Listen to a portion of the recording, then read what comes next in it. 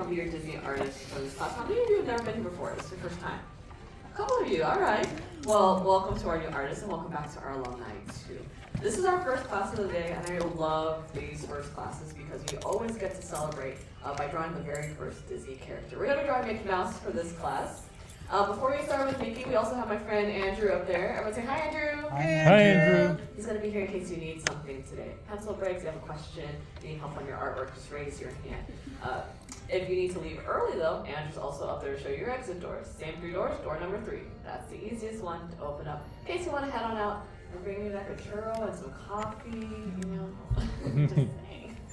Now for you new folks out there, take a look at your pencils because you'll notice we didn't give you erasers today, the non-pointy end. Because this is what we call a rough sketching class. You don't need to erase to make a rough sketch. The key here is starting really nice and light with your lines, and then going back over the lines you like best with darker lines. Those dark lines will do all the work for you without the eraser here. So with Mickey, we're going to start off with a circle. I'll say about the size of like a baseball or an orange, a good size. Leave room on top for his ears, because he does have those pretty big ears. And I'm going to place mine, I like to fill up my page, so I usually place my circle a little bit lower here. Draw lots of circles, light circles, but a lot of them, because usually they're not circles, they're some kind of oval, or maybe if you wanted Lego Mickey, you could draw a square.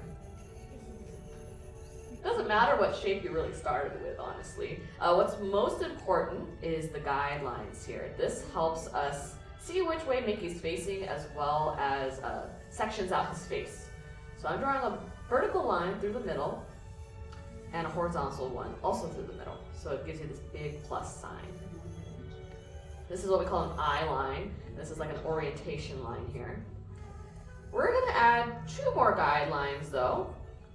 Imagine this is a pizza and you have 4 people who they're not very hungry. They're just like, I want a snack. So they want some smaller slices here. Cut those top 2 pieces in half. And that gives us the rough placement of Mickey's ears. Mickey, he has rules to his ears that the animators have to follow. One is that they have to sit at 45 degrees at a full angle, so like the full view of the ears, they don't get thinner when he turns away, because that's how perspective works, but we kind of cheat with cartoons, because we know silhouettes of a character are very important. Another rule is that his ears are half the size of his face. So if you measure out half of your circle, that's how big you should roughly go for his ears. But if you're like me and coffee hasn't kicked in yet, make the ears bigger rather than smaller. If you go too small, he tends to look like a bear cub or a chipmunk.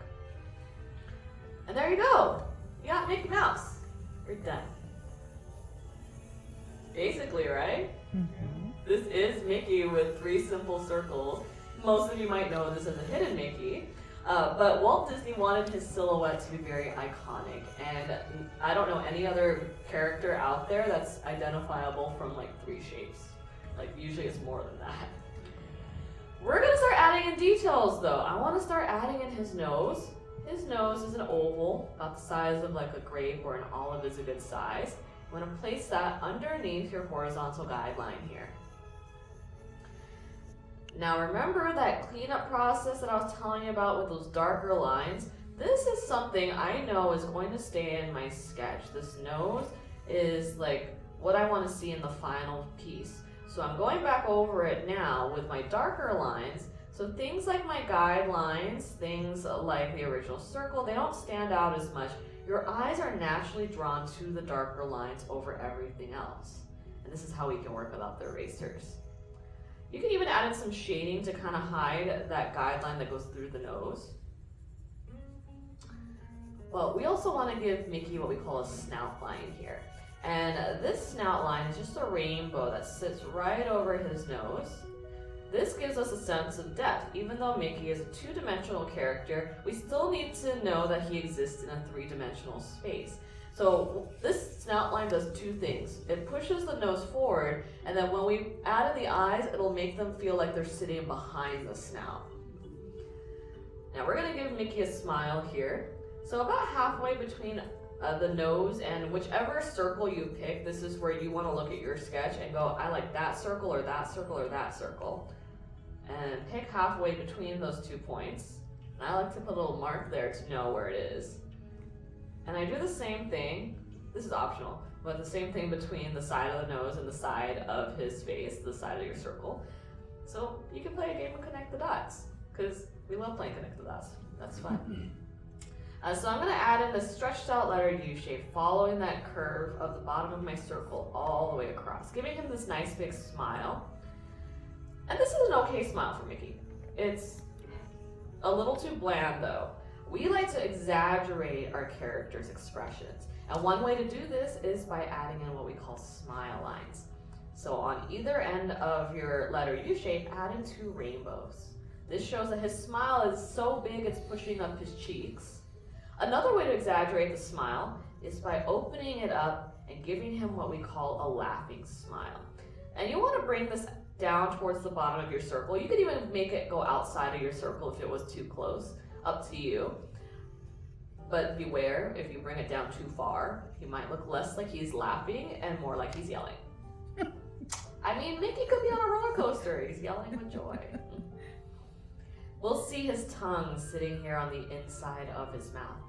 So we'll add in 2 what we call rolling hills, 2 little rainbows. You can either make them overlap or meet in the center, up to you. Another way to add depth to a sketch is with shading, because the back of the mouth, since it's inside, it's not going to catch any light. So if you shade that in, it'll make the tongue seem like it's sitting closer to us. And then since his smile is kind of breaking outside of the bottom of my circle, I'm going to add in his lower lip, which is another letter U shape that follows the curve of that smile. So this is called following your studied line, where you're studying this line here and following it in a different spot. Now the last thing we need for the lower half of Mickey's face is going to be those chubby cheeks of his. His cheeks are being pushed up and out by that smile of his. So I'm going right around where the horizontal guideline is. I'm going to add in this tilted rainbow. And I want to follow the curve of my circle, or depending where your circle is at, you could literally trace it back to his lower lip. So it should look like this candy cane, or like an upside down letter J, anything you like. I like to make his cheeks kind of stick out from his face a little too. It gives him that very youthful look. Because Mickey's a pretty old mouse. He is 94 years old. He's turning 95 this November, and his birth date was determined by the very first Mickey cartoon that ever came out to the public. Does anyone know which cartoon that was? Steamboat Willie? It was Steamboat Willie. But that wasn't the first cartoon made with Mickey. There were 2 cartoons that preceded that cartoon. They were called Plain Crazy and Galloping Gaucho. But there was something new in Hollywood around this time that made it hard for Walt Disney to find people who wanted to put those shorts in their theaters. Something called synchronized sound. Steamboat Willie was very famous for that whistling, right? We see it in the beginning of I wish I could whistle. We see it in the beginning of all of our movies now. And that is something that really skyrocketed Mickey into stardom. We're about halfway done with our sketch. I wanted to check in with y'all. We doing okay so far? Yeah, not too bad? All right. Well, this is my favorite part, is getting to the eyes, because this is where you guys can really customize your sketch to fit whatever Mickey you'd like here. One thing about his eyes that we all should have standard for Mickey is that they start with ovals.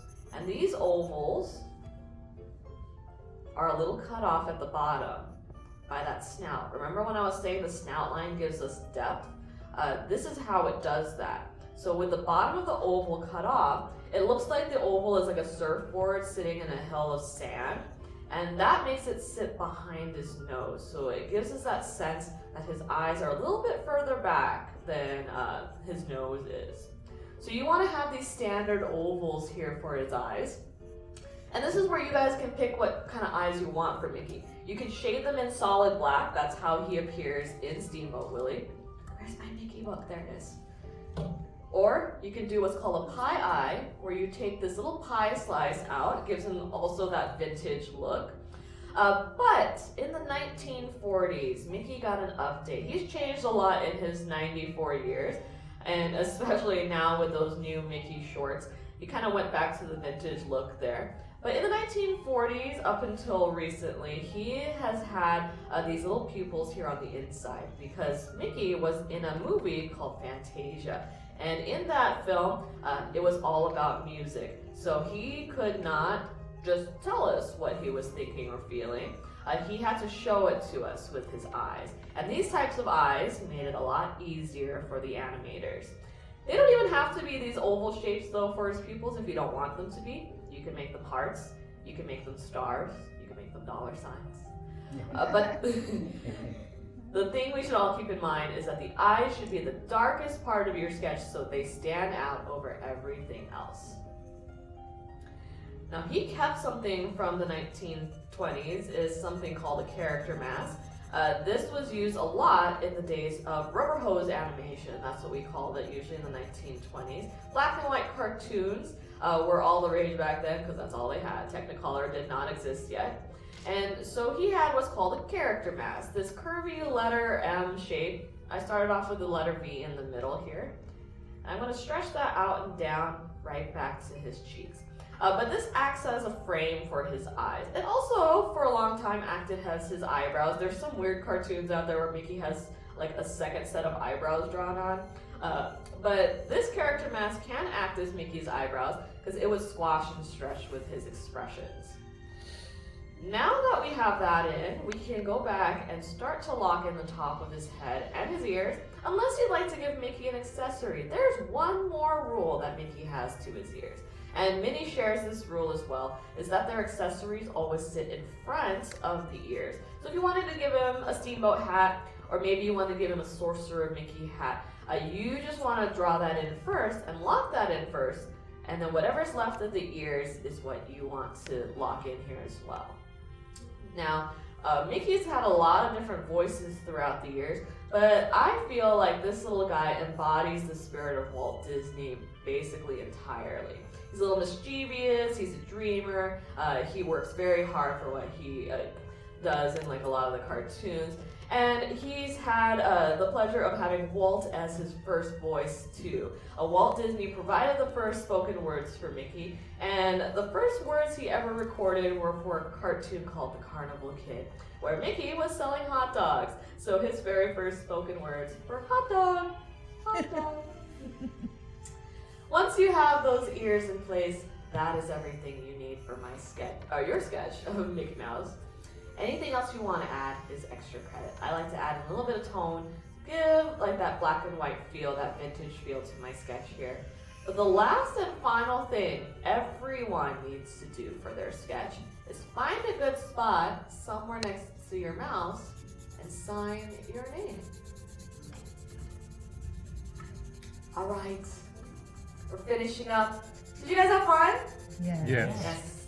I want to see how you guys did. It's tradition here to end on what we call an art show. So even if you're still working on it, that's okay. I want to see the works in progress. So on the count of 3, turn your boards around, all right? 1, 2, 3. Let's see Mickey. Very nice job. Look how happy he is in all of your sketches. I love these. I love how tiny he is. He's so cute. Nice job over here with the shading as well. I like the classic Mickey. These are all great. These are all masterpieces, I dare say. Give yourselves a big round of applause. You guys passed the Animation Academy. Great job. Now these drawings are for you to keep and take home with you, so go ahead and take them off your boards. We have more classes coming up. We'd love to have you back, but if we don't see you, we hope you have a great rest of your day, and class is dismissed. Thank you. Round of applause for Danny.